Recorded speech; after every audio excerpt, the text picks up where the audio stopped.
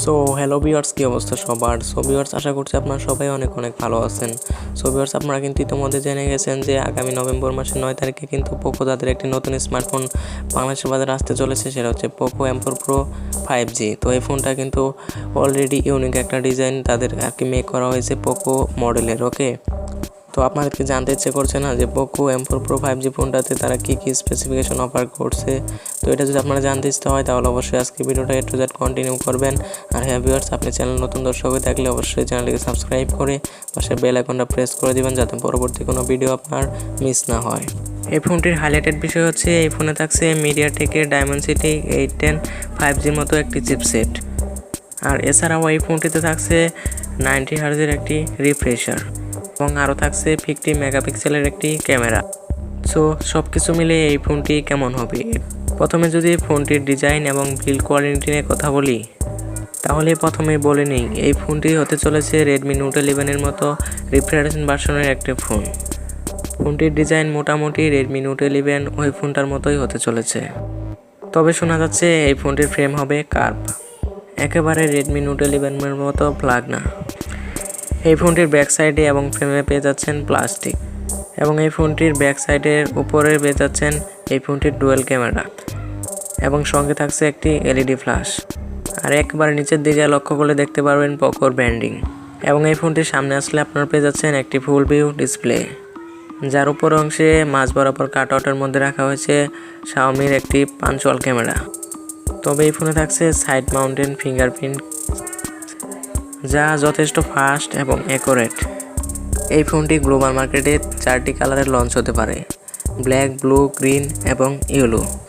So overall এই ফোনটির build quality এবং ডিজাইন মোটামুটি ঠিকঠাক এবং নতুনত্ব সেরকমভাবে কিছুই নেই। আর বাংলাদেশের মার্কেটে এই ফোনটি আপনারা কী নামে চান, পোকো M4 Pro নাকি রেডমি নোট 11 Pro, সেটা অবশ্যই নিচে কমেন্ট বক্সে জানাবেন। এবার যদি ফোনটির ডিসপ্লে নিয়ে কথা বলি তাহলে এই ফোনটিতে থাকছে 6.6 ইঞ্চির একটি এলসিডি ডিসপ্লে, যেখানে পাচ্ছেন 90 হার্জের রিফ্রেশার। তবে ভালো ব্যাপার হচ্ছে এই ডিসপ্লেটি একটি ফুল এইচডি প্লাস ডিসপ্লে, যার রেজুলেশন হচ্ছে 1080x2400 পিক্সেল, এবং এছাড়াও থাকছে 399 ppi ডেনসিটি। আইপিএস ডিসপ্লে হলেও এর ডিসপ্লের কোয়ালিটি কিন্তু মোটামুটি ভালোই, যার কারণে এই ফোনটিতে আপনারা যে কোনো কন্টেন্ট প্লে করতে পারবেন অনায়াসে, এবং দিনের আলোতে এই ফোনটি আপনারা খুব ভালোভাবেই ব্যবহার করতে পারবেন। ব্রাইটনেসের সেরকম কোনো ঘাটতি হবে না। শাওমি এখানে বাজেট অনুযায়ী ডিসপ্লে কোয়ালিটি ভালোই দিয়েছে।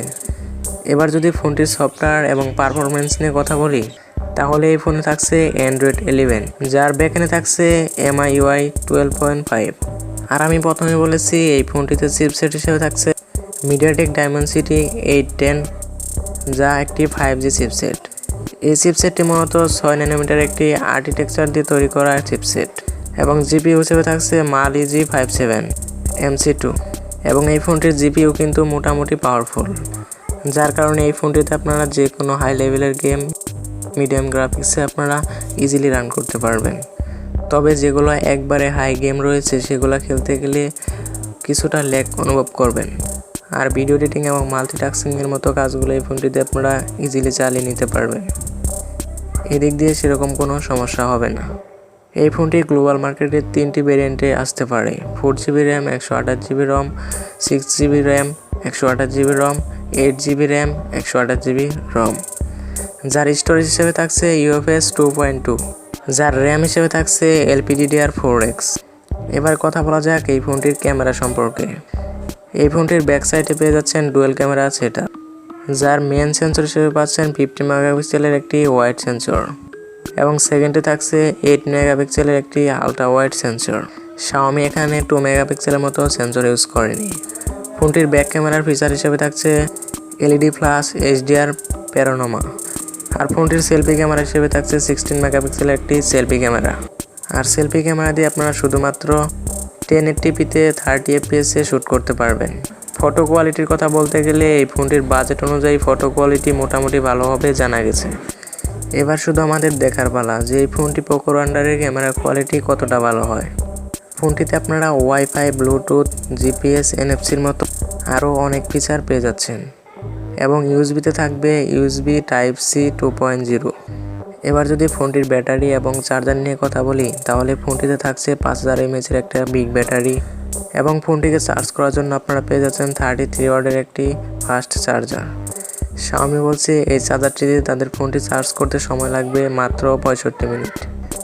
আর যেহেতু এই ফোনটিতে একটি 5000 mAh এর ব্যাটারি ব্যবহার করা হয়েছে আর ফোনটির চিপসেট যেহেতু 6 ন্যানোমিটারের আর্কিটেকচার দ্বারা তৈরি করা বা পাওয়ার এফিশিয়েন্ট, সেহেতু এই ফোনটি আপনি এক চার্জে একদিন খুব ভালোভাবে চালাতে পারবেন। ব্যাটারি ব্যাকআপের দিকে সেরকম কোনো সমস্যা না হওয়ারই কথা। এবারে কথা বলা যাক মেইন বিষয় নিয়ে, এই ফোনটির প্রাইস এবং লঞ্চিং ডেট। দর্শক বন্ধুরা, এই ফোনটি 9 নভেম্বর গ্লোবাল মার্কেটে লঞ্চ হচ্ছে, তবে শোনা যাচ্ছে ডিসেম্বরের শুরুর দিকে এই ফোনটি ইন্ডিয়াতে লঞ্চ হবে। আর বাংলাদেশের মার্কেটে আগামী 1 মাসের মধ্যে আপনারা এই ফোনটি আনঅফিসিয়ালভাবে পেয়ে যাবেন। অফিসিয়ালি এই ফোনটা কবে আসবে এখনও কোনো ইনফরমেশন জানা যায়নি।